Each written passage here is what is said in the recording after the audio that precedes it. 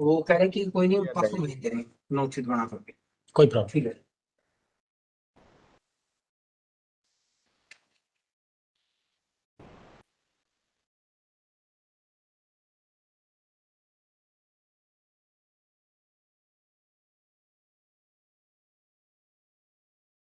Good evening, everyone. This is Shubham, and I'll be moderating today's session. I welcome you all on the eve of 73rd Republic Day of India. As students, teachers, and enthusiasts of law, we often find ourselves surrounded by a discourse on fundamental duties and fundamental rights, which are enshrined in the Indian Constitution. We are honored and glad to have with us today Professor Dr. Amar Singh.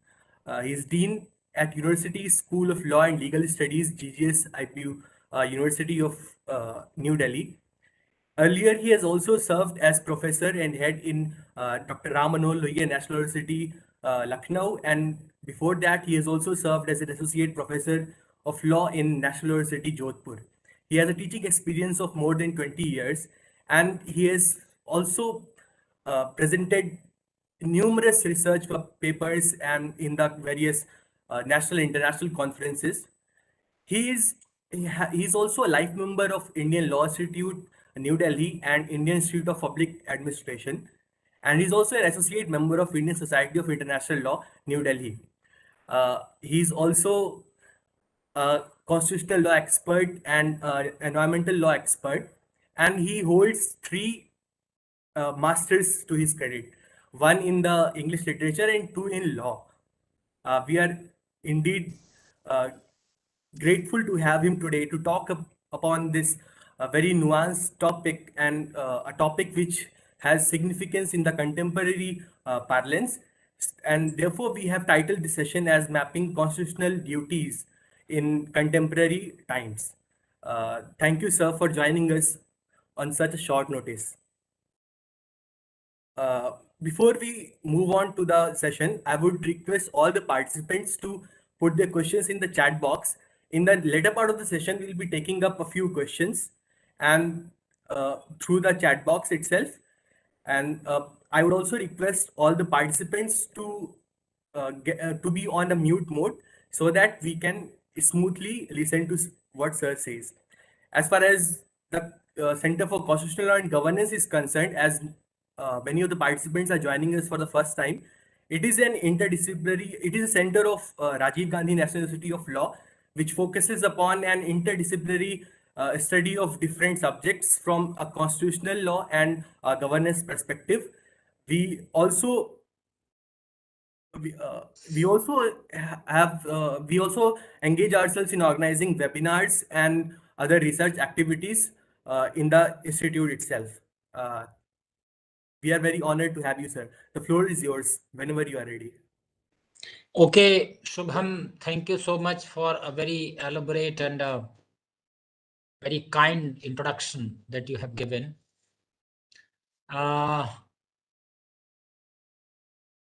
Professor Naresh Watts. Namaskar, sir. Namaskar, sir. Welcome. Thank you so much. So, respected Professor Naresh Watts, Dr. Kamal, Dr. Siddharth, other maybe other faculty colleagues and student friends. To me, it's a very special privilege to be here and talk to you, of course, now from a distance, because this is the way we are operating these days. A very special privilege for me by any standard. I also would like to put on record my sincere gratitude and thanks and regards to the Honorable Vice Chancellor. I shall be talking about fundamental duties, and for the purpose of presenting my views in a bit more structured fashion, I have prepared a small PPT which I shall present. And what I would like to talk about, I hope my screen is visible to all. It's visible, sir. Yes, sir. Yes, sir. It's visible. So when I talk about mapping fundamental duties and I talk about contemporary scenario, I do talk about, you see, the roots and context of this contemporary scenario. I would like to put everything in the background of the kind of challenges that we face today. And in that background, the kind of a, you see, role and obligation we have in terms of our duties. Now, this almost goes without saying that the word duty, like many universal expressions, is sort of an abstraction. And therefore, it's very difficult to define it. I'll come back to that subject slightly later. What all I'm doing for the purpose of putting the whole thing in a, you see, proper context is, and that's why I'm using the expression mapping fundamental duties. I shall map it through the Indian civilization from ancient to the modern. And for the purpose of presenting the right context of it, I shall also be quoting profusely from ancient texts, particularly Bhagavad Gita, which is one of my favorite books that I keep on pursuing over and over again.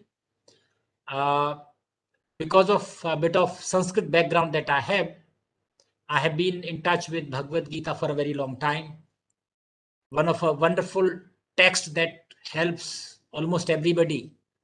Mahatma Gandhi would call, you see, and he has written a very small book running into some 40-50 pages, which is available everywhere. Gita Meri Ma. That is the name of the book. So I'm not sure if I really deserve to be, you see, son of an illustrious thing like Gita, but nevertheless, that has been one of my guidebooks during all these years of intense struggle that we confront these days. Let me just move on to the subject straight without talking about other things.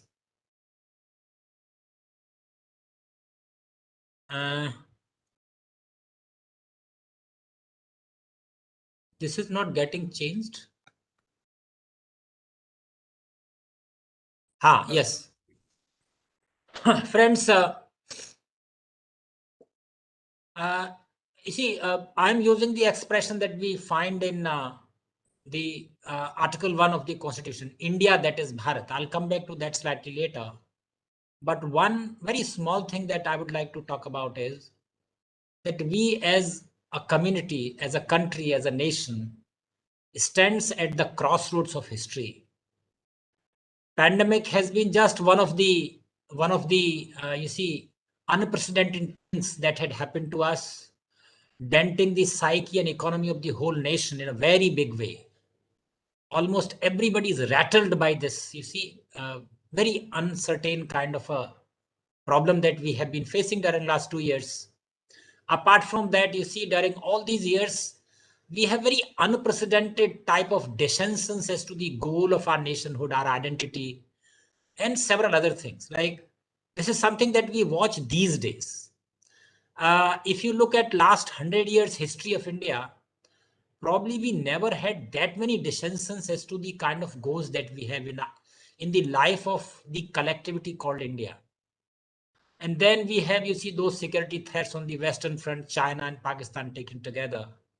And then the threats emerging from terrorism, both national and international, from inside and outside. And obviously the environmental crisis. So you read it in the newspapers that the rains during Jan 2020 have broken 122 years record in Delhi. These events are not really very, you see, unprecedented these days. They keep on occurring almost every single day. Environmental crisis actually manifesting itself in all its possible dimensions. These are some of the challenges that we face as a nation. But then you see, as an incorrigible optimist, always believe that we are also actually equipped better to face this crisis. And some of the credits that we can attribute to ourselves, we are considered to be one of the youngest countries across the globe. 60% of the population in the age group of 15 to 35, bubbling energy of young India, a very vibrant media. There are a lot of problems with the media today, but nevertheless very vibrant media, which reports every small thing from across the country. A very matured set of democratic institutions and obviously traditions that we have evolved during last 70, 80 years. And now, I mean, India's community as an awakened community can be compared to any community across the globe. We are a very awakened community with respect to almost everything around us. And a very, interesting thing, a very supportive international environment. I just intend to give you one simple example. When the terror struck from across the border and killed some of our soldiers in an army camp on Jammu Kashmir sector, India went ahead and struck deep into the Pakistan. And the kind of, support that we had international level, it was unprecedented. So apart from China and Pakistan, you don't find much of a problem as far as India's international position is concerned. These assets, I believe, can really change the course of history of India that we call Bharat. And I'm coming to this particular expression, Bharat, why I'm repeating this expression all the time. There is some trouble which, Friends, before I come back to the idea of duty, let me just explain a small point. There is a slight difference in what we call viewpoints and standpoints. Viewpoints, though, refers to something, a set of beliefs that we have with reference to a certain value, an ideology, a problem, or whatever. But standpoint is something which is very unique.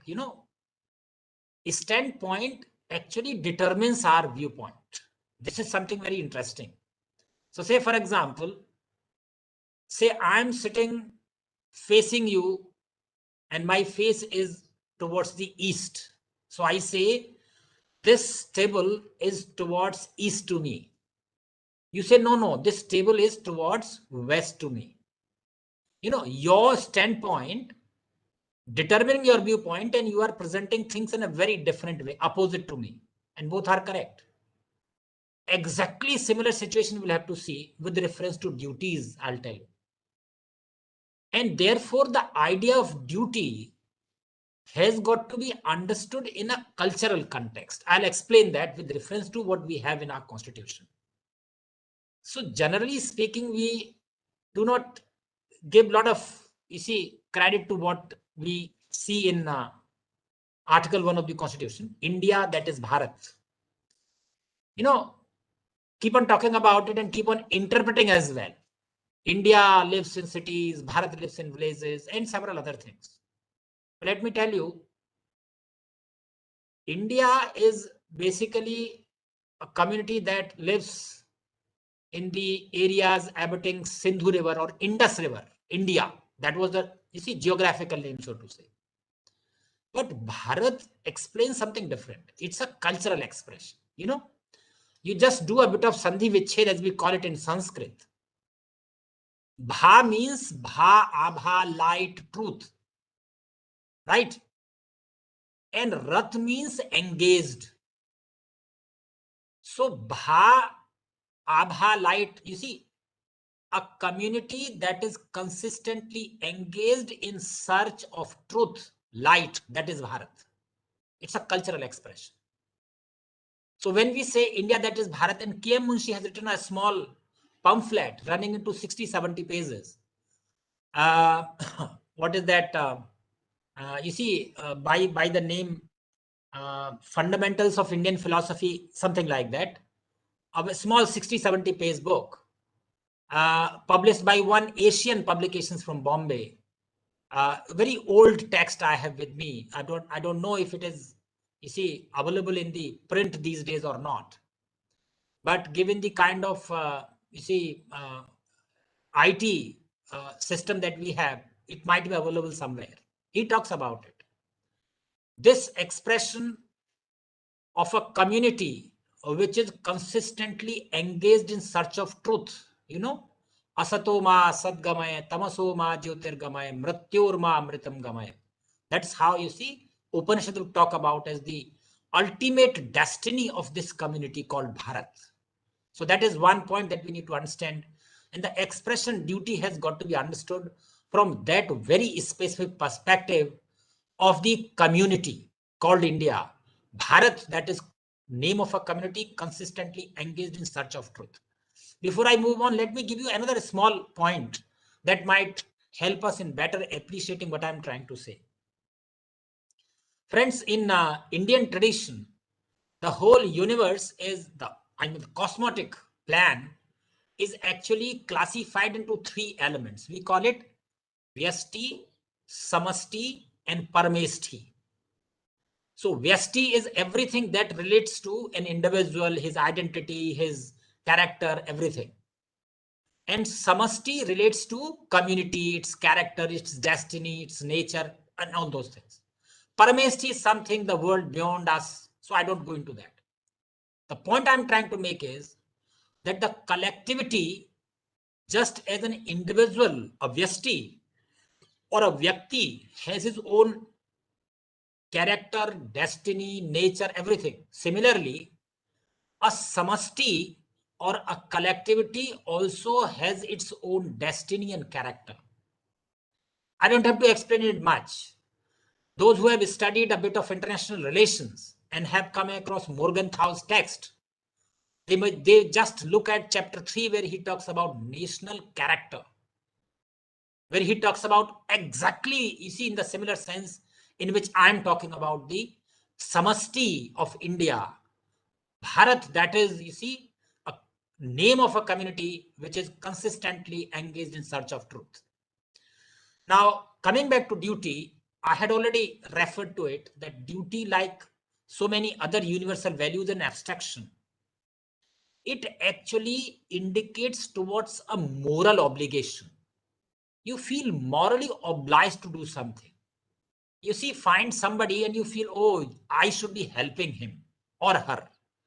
You see, some person in trouble, some child in trouble, some, you see, poor person in a dire state of his life, and you feel obliged to help him. Sense of moral obligation. And if you look at that Kantian philosophy of categorical imperatives, duty is almost like, in fact, more than that, an inner categorical imperative. I hope some of us may have, you see, learned about Kant's philosophy of categorical imperative, would be able to make sense out of this inner categorical imperative. Understood in this way, a duty is an volitional expression of our conscience. It's a volitional expression of our conscience. That is duty, right? I would like to do it from the bottom of my heart. My conscience tells me, oh, this is something you should be doing. That's why we do it. Kartavya, karne yogya. That's how we look at that. Kartavya, which should be done, ought to be done. That's how we look at it. The next point that I would like to very specifically talk about, that duty is not something that appears in a vacuum. The special character of duty is that it is based, it depends on our identifications, the kind of a role I have. For example, as a teacher, my duty would obviously be different. As a student, my duty would obviously be different. And you see, somebody who is in a very cherished national institution, his responsibilities, his duties would be, you see, higher the responsibility, higher the duty, higher the responsibility. And so the higher the character of, you see, your obligation towards that duty. It is based on our identification and a particular role which has, you see, particular role that we have, that role itself has a peculiar set of duties. I just trying to explain it. I mean, it is something which you can appreciate more than understand it. It can be, you see, appreciated more than explained. Swami Vivekananda, in his collective work, which runs into 8 volumes, and Ramakrishna Mission, you see, publishes it almost every second, third year.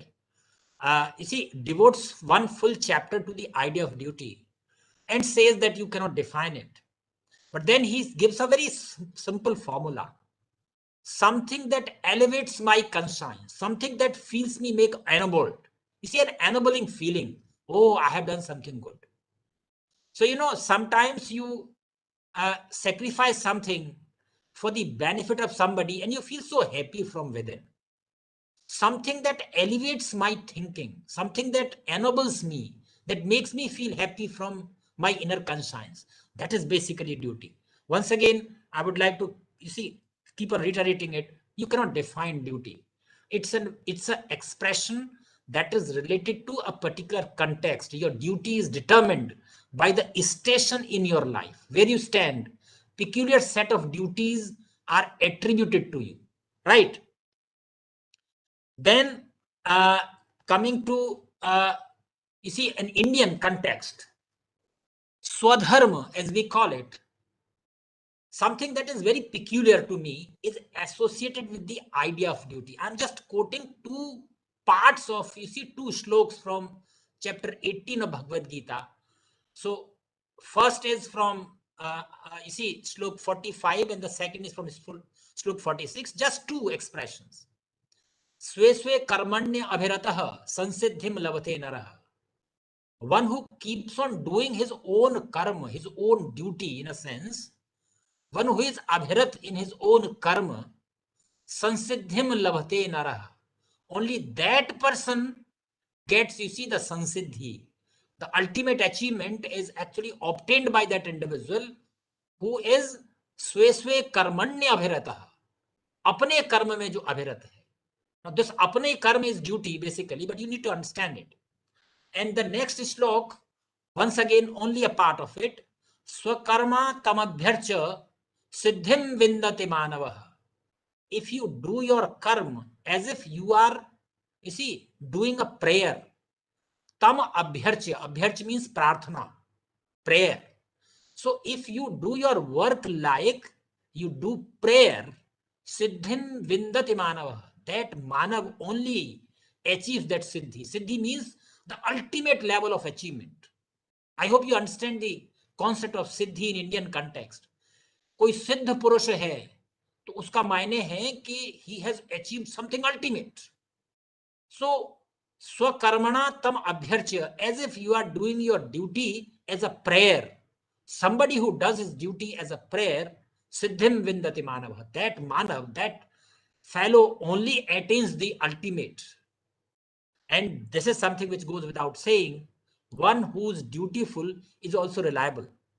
So if you know that a person does his duty properly, you would always rely on him and say, oh, if you want to get something done, you will always rely on a person who, in your view, is, somebody who is reliable. He's also predictable, obviously.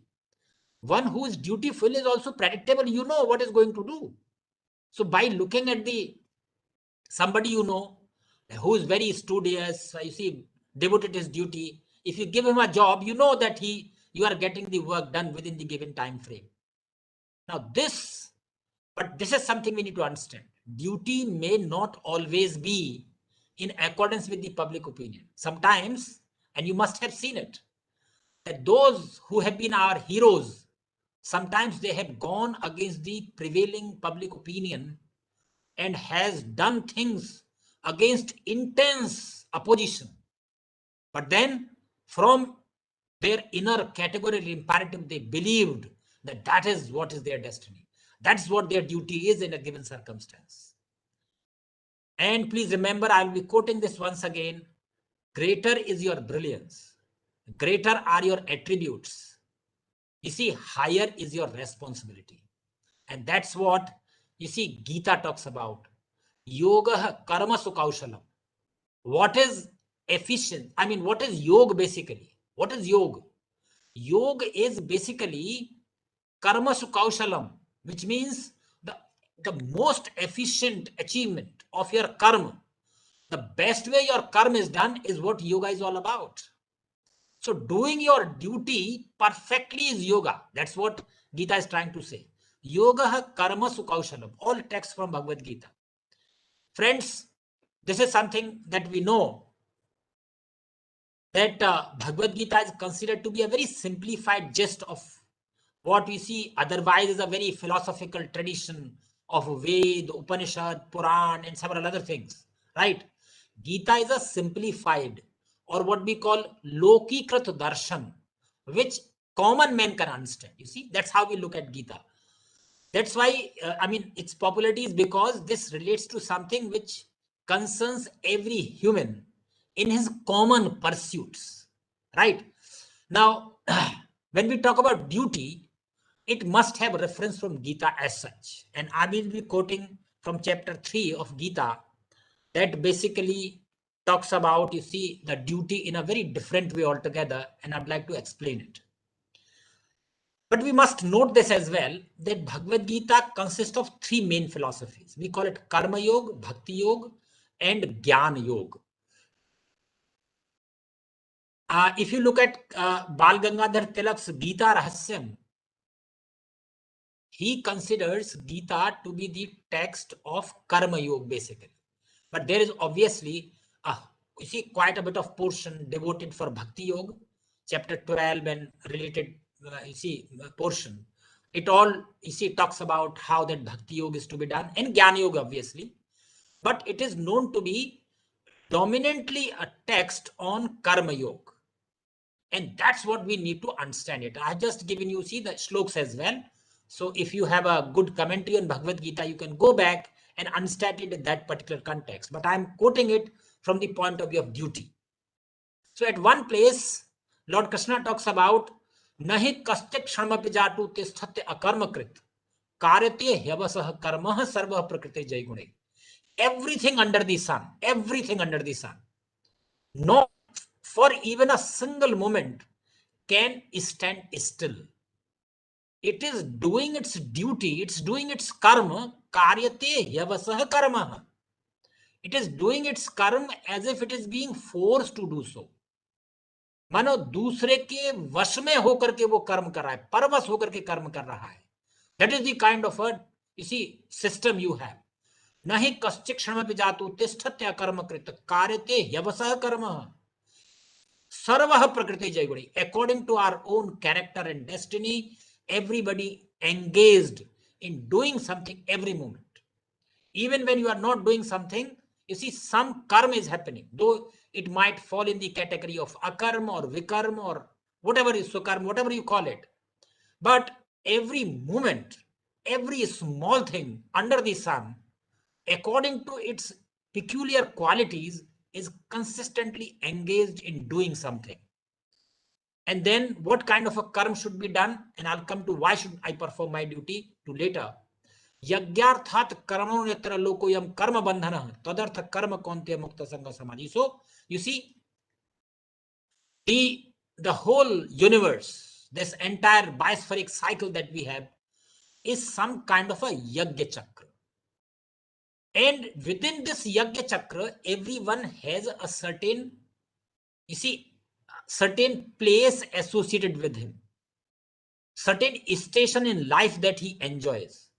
And it is according to that station in life that the idea of your duty would emerge. As I explained it earlier, if you do your duty remaining within that yagya chakra, Lord Krishna would say, this is not going to be, you see, cause of your bandhan.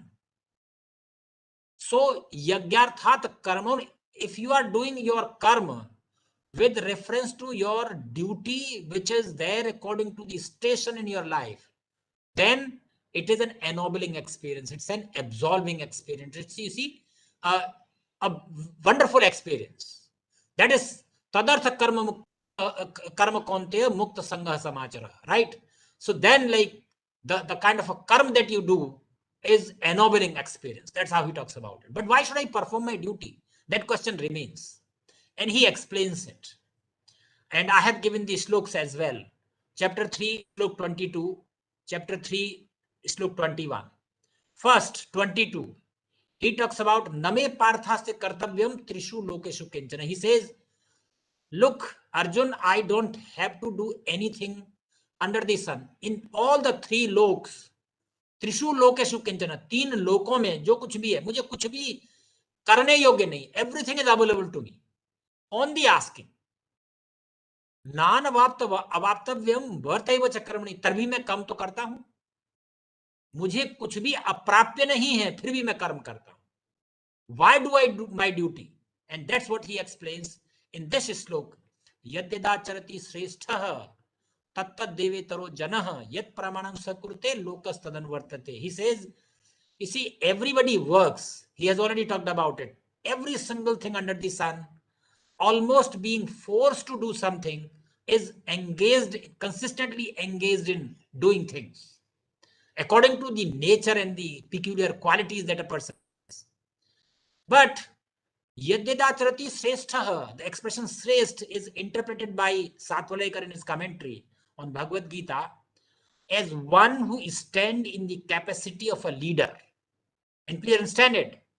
Each one of us at one or the other point of time stand in the capacity of a leader. Teacher is always in the capacity of a leader because he has to inspire a whole flock around to do things, to learn things, to do better. But otherwise as well, say in a family, the elder sister, the elder brother is in the capacity of leader vis-a-vis the younger brother, the younger sister. As father or mother, you are in the capacity of a leader because you lead the remaining flock.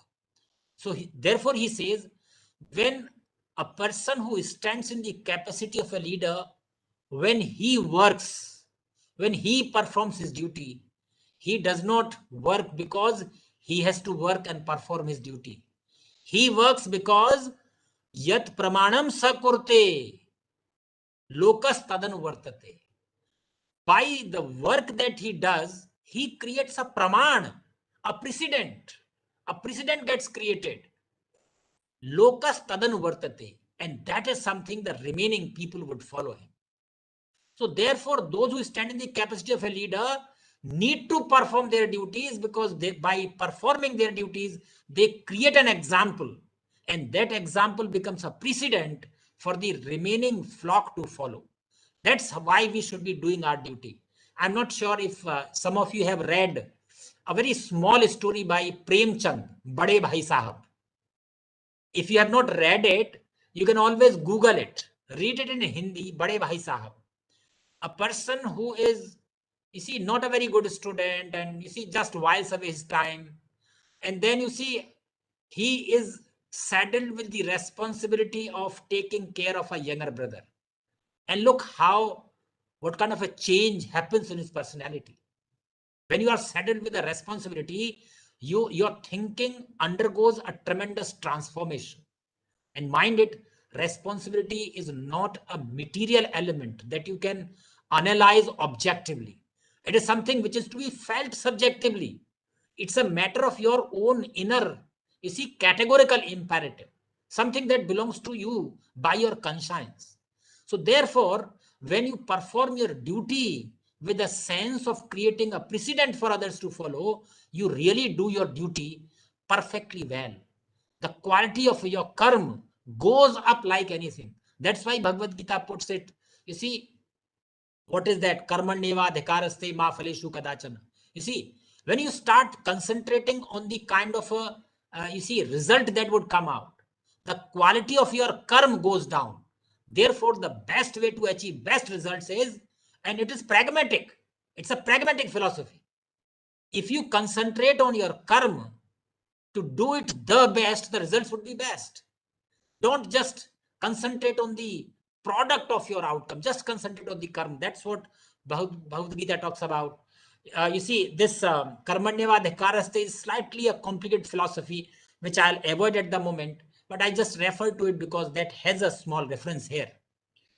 Friends, the idea of duty is the backbone of our existence, to be very frank. And Dr. Radhakrishnan puts it in a, very right context. He says, duty is the sum total of my karma in a community. And he says, duties are the opportunities offered to man to sink his separate self and grow into the world. The duty makes it possible to live life in a community. I have quoted only parts of that paragraph that Radhakrishnan has given in his Philosophy Volume 1. So duties are the opportunities offered to a man to sink his separate self and grow into the world. I sink myself into the community, the samasti that of which I'm a part, and then grow into that system, you see, as a leader. That's how you see the idea of duty is really. It's a opportunity in which I sink my personality into the collectivity and then grow into a leader. That's how it happens. Now, in this background, when we look back at our constitution, we know this is something which goes without saying. As law students, we understand it. It has been part of our learning for decades, that at that point of time, the political legal environment was of that Western thinking, a lot of compulsions on the, you see, people who were framing the constitution. Don't go into the British imperial project, the cultural imperialism as they would call it, but nevertheless, just for the purpose of avoiding the disruptions in the system, the founding fathers at that point of time decided that let's constitute our system on the existing lines, and they probably thought that the time shall come which shall enable us to infuse and incorporate the indigenous thinking into our institutional mechanism. Probably later on we can infuse our institutional thinking with indigenous issues or indigenous thinking processes. That's how they thought about it. So friends, at that point of time, the idea of duty was not part of the constitution. This is part of our, you see, legal learning process. So, you see, at that point of time, P.V. Kane is a very familiar name for law students who has written History of Dharma Shastras in 5 volumes and is one of the most authentic texts about Indian traditions, to be very frank. Some very small traditions he had talked about in a very philosophical manner. I had seen some of his, you see, the volume is available in my library as well, but obviously I have not read the whole of it. But I have seen, you see, a few things here and there, some very small traditions in a wider cultural context. The way he puts it, it requires quite a bit of, you see, understanding of Indian culture to understand this philosophy. He criticized, saying that, look, we were supposed to be a duty-oriented system. And you have, what you have done is that duty has not even included in my constitution. He has, there is a 1955 small, you see, write-up that is available. Somewhere I saw it, wherein he talks about it. And you see, if you look at that way, the Western thinking has never been, you see, duty-oriented that way. Right orientation is what they generally talk about. So, like generally understood, socialist constitutions do have, you see, like Chinese and you see, Soviet constitution at that point of time, and even Sri Lanka constitution has a chapter on duties. But otherwise, generally, they are not part of a constitutional system. Probably at that point of time, we may have thought, just my understanding and interpretation, that after all, constitution represents an integrated scheme. And probably we can later on involve duties as some of our, you see, statutory elements. And then we also have this jurisprudential understanding of Hohfeld's right duty paradigm that you must have read in your jurisprudence text. You see, where you see those 8 you see, elements that he talks about as jural opposites and jural correlatives, and rights and duty form that. You see, after all, this is something very simple. My duty is your right. Your right is my duty. You see, that's how it happens. If you do not perform your duty, there is no right that I can obtain. If I don't perform my duty, where is your right? So it is actually that kind of a reciprocal arrangements we have. I'm slightly, you see, trying to rush quickly because I should be finishing in next 10 minutes, friends. Now, this is also part of our constitution, and a law student need not really go into the details. 1970s, we have Singh Committee and 42nd Amendment, whereby we see put in the 51A, Chapter 4A into the Constitution, and came up with those 10 fundamental duties. And we know it, that these fundamental duties are not enforceable. We call them non-self-executory provisions of the Constitution.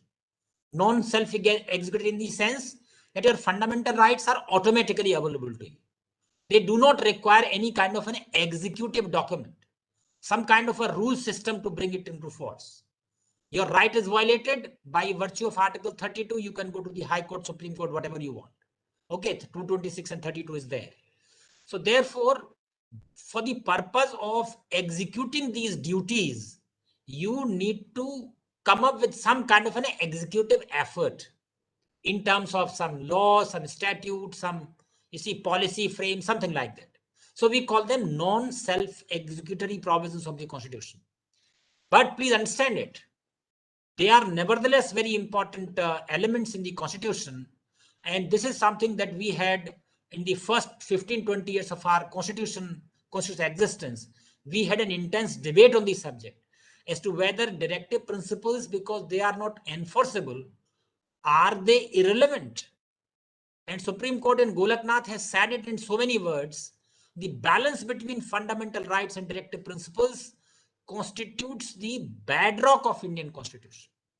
In fact, Justice Hidayatullah went on to say that the fundamental rights are empty vessels. They derive their meaning from directive principles. Similarly, the fundamental duties also have a similar texture, that they form part of several other rights and duty systems in the constitutional system. So I just remember a case, which I just look at dancing girl case, very simple case, wherein there was a marriage party and there was a dancing girl in that marriage party. So what happened was some kind of a dispute emerged, with reference to the payment to be made to the dancing girl or that orchestra party that was there. So this dispute, became very bad, and there was some marpeat around, and then the marriage party came back without performing the marriage.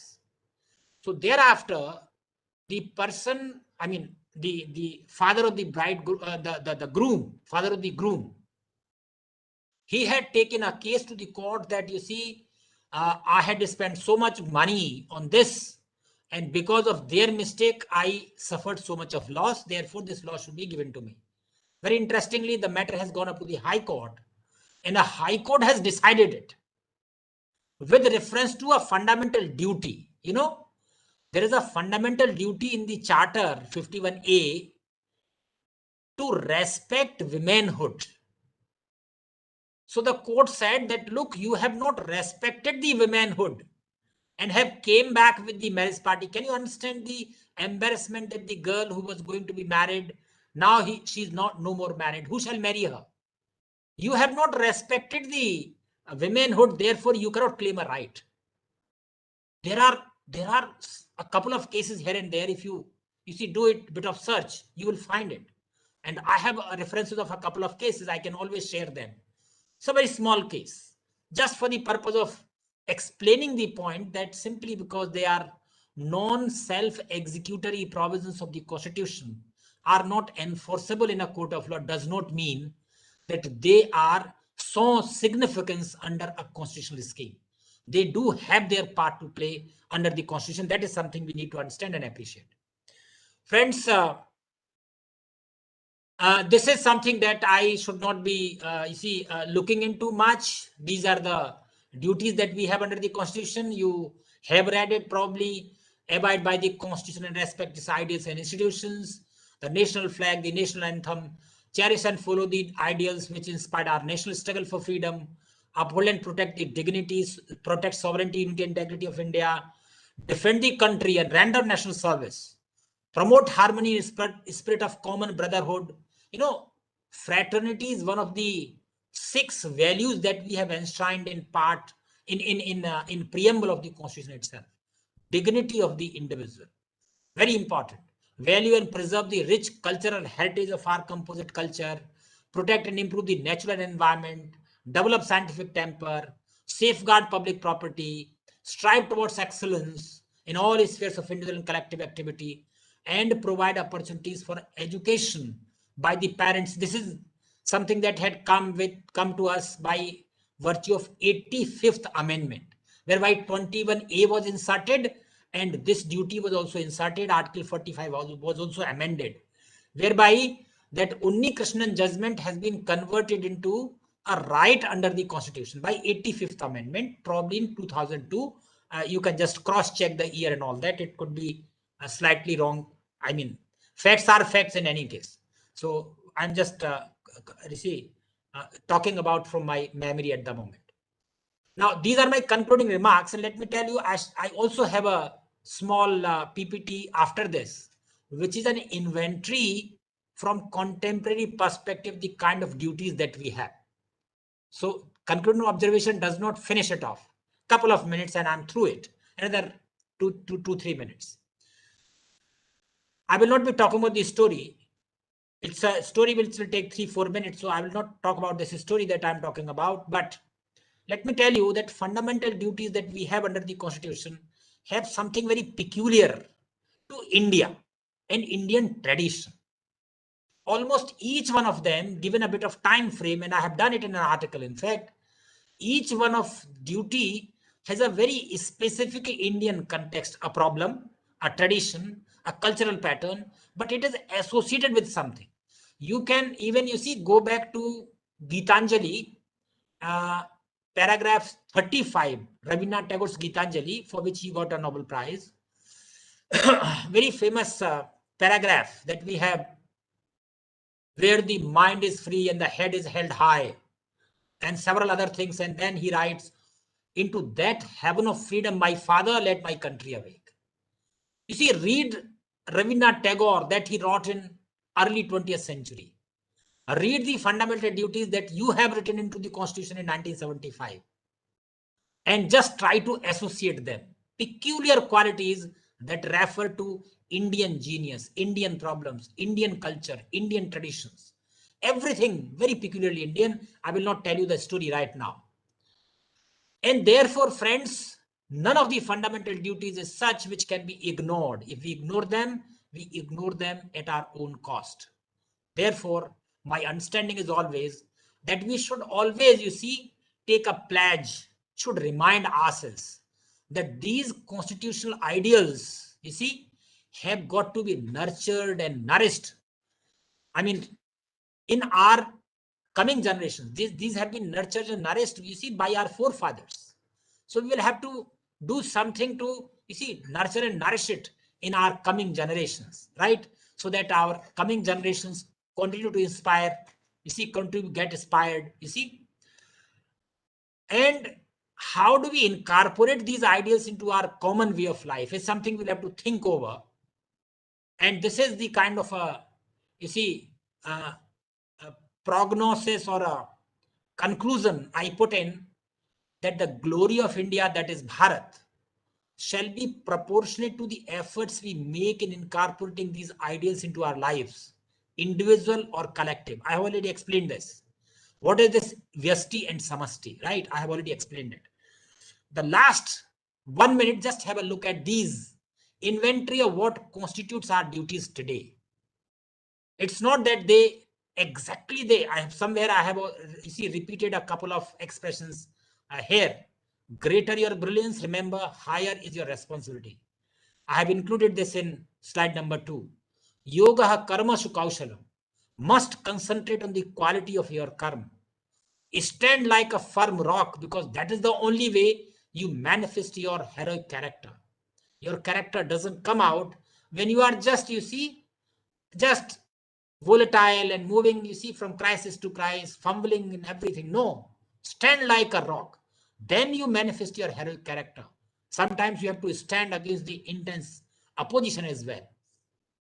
And the ideal is always like Rajarshi.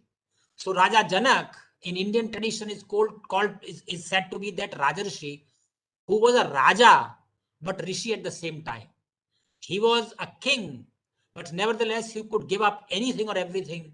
He's without, blinking and without batting an eyelid. Harishchandra gave everything. That is the kind of a tradition that we have in India, where you have almost everything. You are a Raja for all practical purposes, but you are also a Rishi.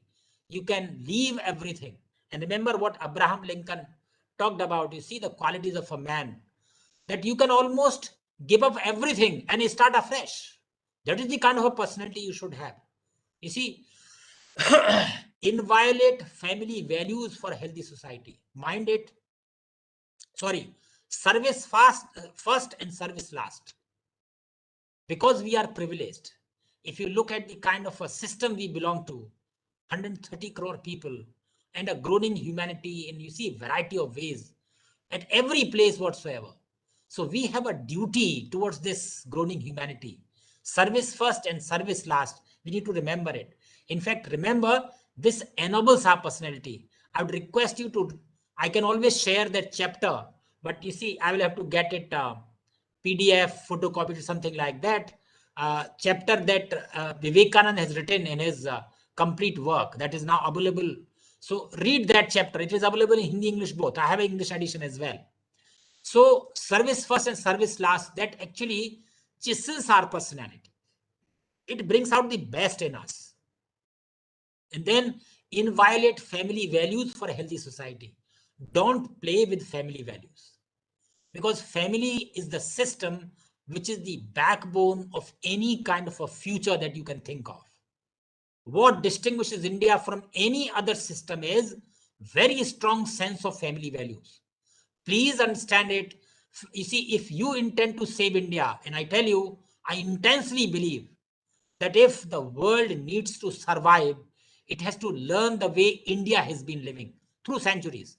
There have been distortions with our system during a couple of 100 years. You see, and it is because, you see, for thousands of years, we have been, you see, groaning under the thraldom of foreign powers, right, for hundreds of years. So therefore, there have been distortions in our system, no doubt about it. But the original traditions that we have, if the world is to survive, it is to learn the way India had lived. And therefore, we need to protect this ideal and a very sacred institution called family. If you want to save humanity, if you want to save India, well, you will have to save family values, because that is basically the you see, the backbone, or you see, the breeding ground of, you see, the future, the good future for this country. Center of reliability for all people. Try to become center of reliability of all people. You see, don't think that you should be approved by everybody. But even if one who doesn't approve you can give a certificate that that person, you see, is so and so, and I can give you a certificate that he will not buzz from it, right? That kind of a person you will have to develop into. Galvanize the whole world with the power of character.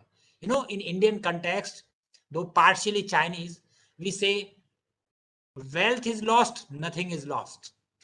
Health is lost, something is lost. And mind it, character is lost, everything is lost.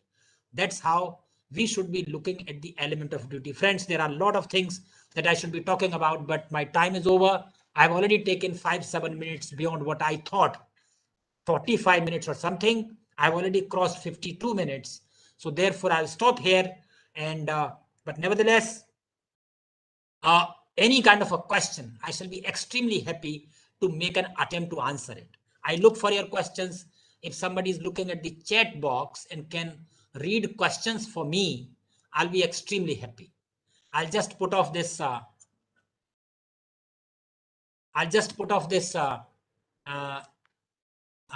PPT. Okay.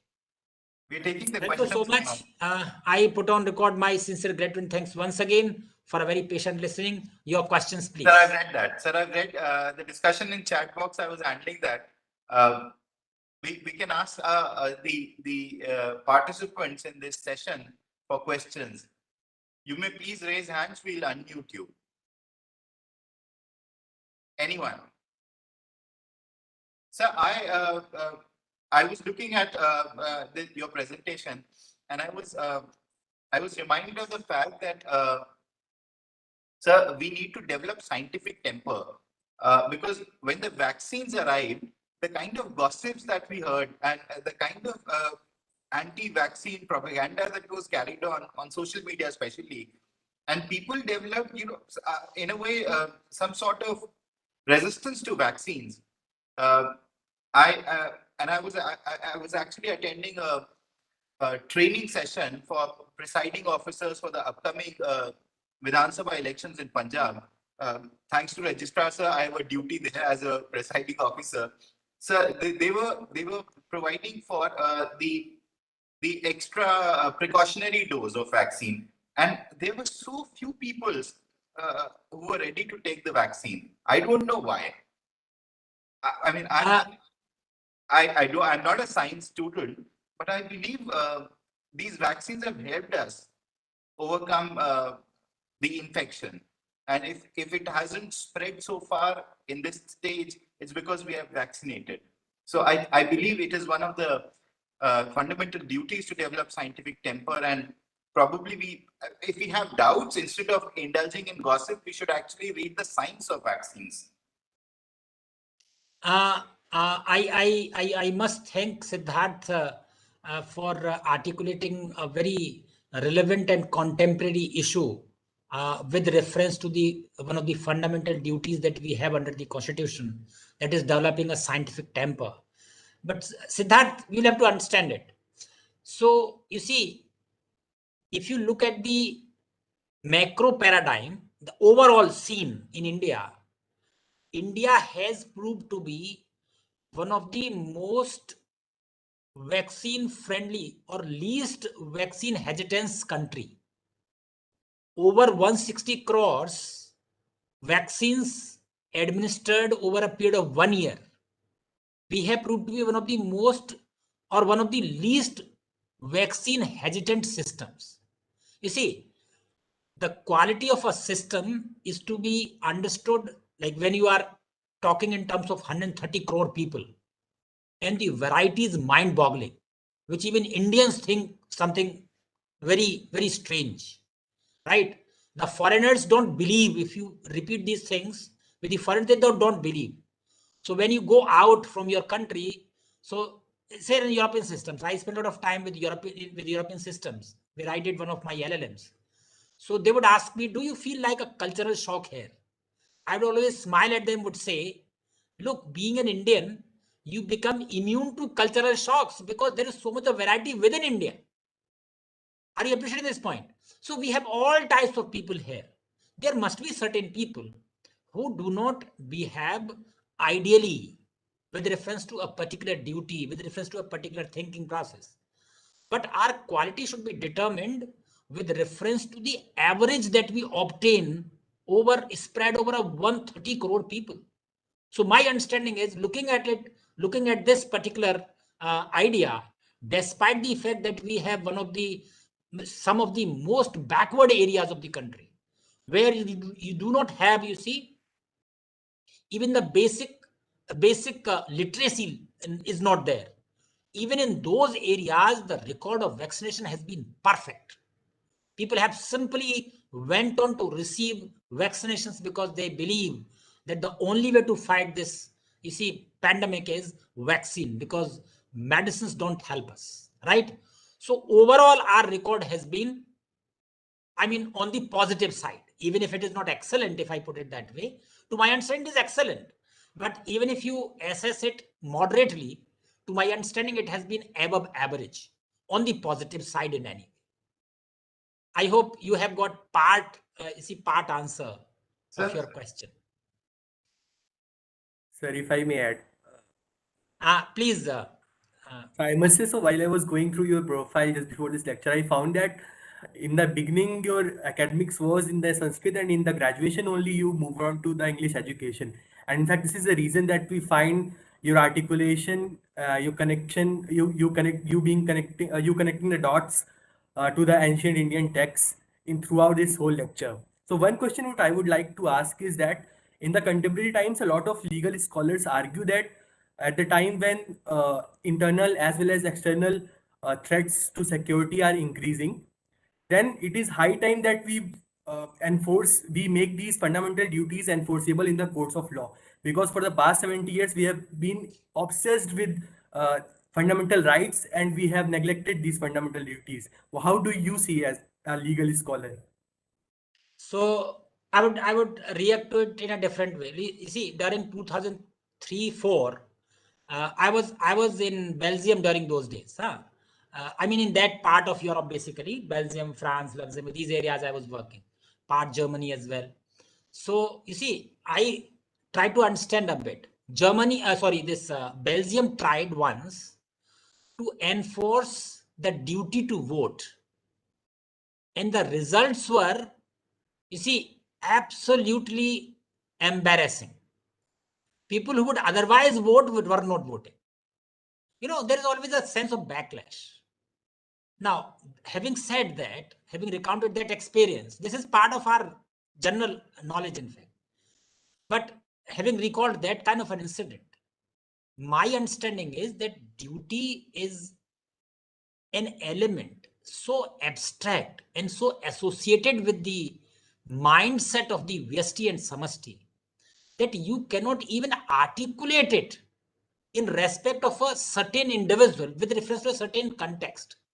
It's only possible to be realized internally. That's why I said, you see, that Kantian philosophy of inner categorical imperative. Forget about implementing it. How shall we implement it? Like, you already have laws, you see, which deal with our mindsets.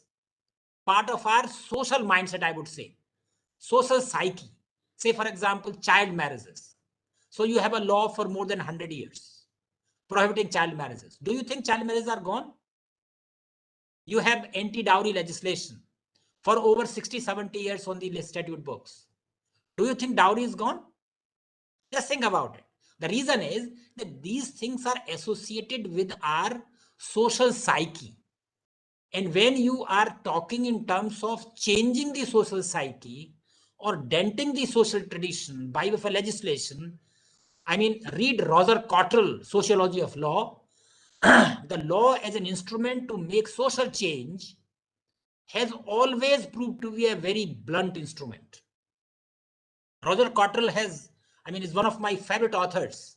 One of his book, Politics of Jurisprudence, easily available nowadays, is a wonderful treatise.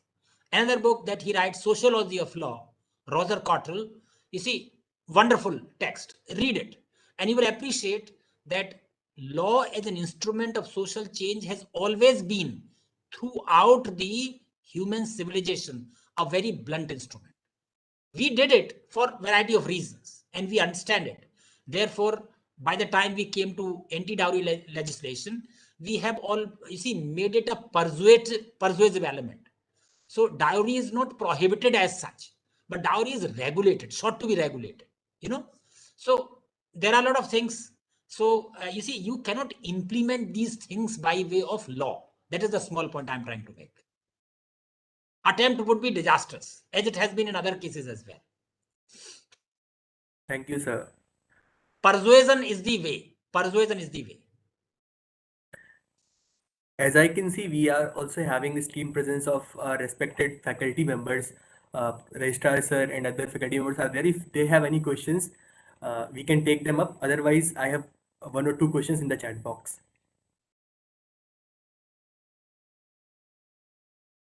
Go ahead with the chat box question, please. All right, sir. So,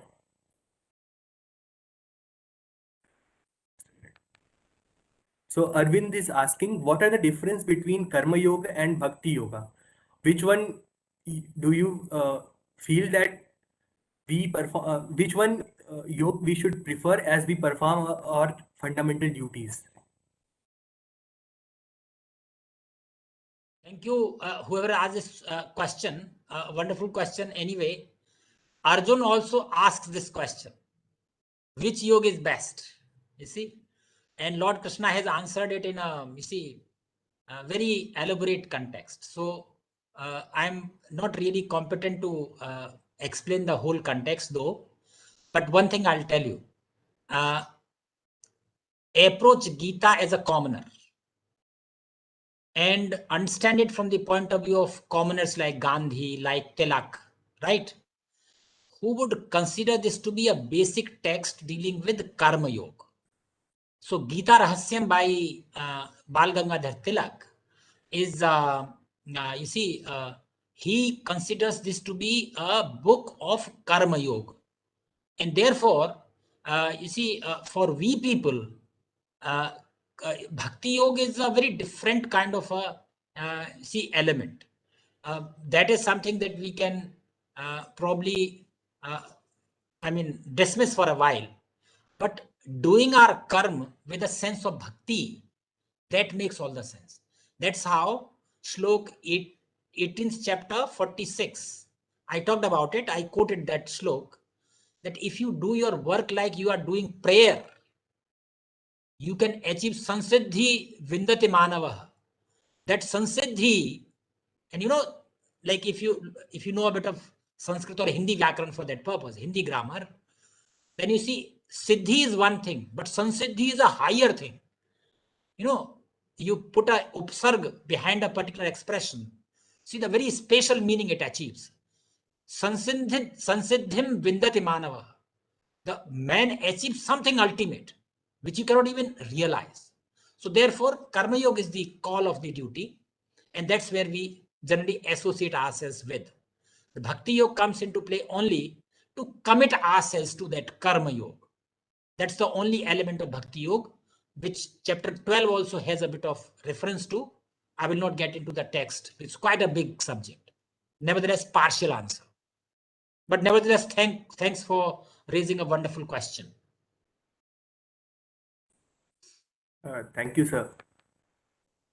Sir, you can, I think, again supplement that karmane avadhikaraste mafleshu kadachana. I did talk about it, sir. I did talk about it, but yeah, that is always there. It was wonderful. The presentation and the discussion and the interaction by Professor Amar. Grand opportunity we had, the faculty and the students. The sole purpose of delivering this interaction was just to make you little aware about the karma. And the more we do, means directly or indirectly, when we think of the self-attainment or the moksha, means how do you attain the moksha? You can attain the moksha either by karma or by preaching, by prayer. Many means and the ways are there to attain the moksha. And this is one way of attainment of the moksha. And I shall be very thankful to Professor Amar sparing his valuable time and sharing his intellectual discussion with the students, my colleague. And we hope that in future also we'll be seeking your kind of services and intellectual collaboration. Thank you on my behalf, on behalf of Rajiv Gandhi National University of Law and the colleagues and the students. Thank you, sir. Stay Thank healthy. you, sir. Thank you, sir. Okay, thank you so much, sir. Thank you, Dr. Kamal. Thank you so much. Thank you, sir. So I can now log out? Or do Yes, you still have some protocols remaining? I think Siddharth, we can request to all the students to switch on their video, the camera, and we can have one photograph so that that can be used for your record purpose, please. Yes, sir. Request to all the participants, please. They can switch on your video, please. Kindly switch on the video just for a minute. I'm taking the screenshot, sir. Yeah. Please.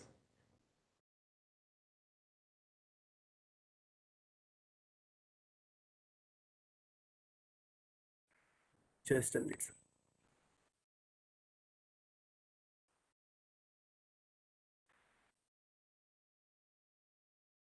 Hope it's done. Well, Thank you, Subham.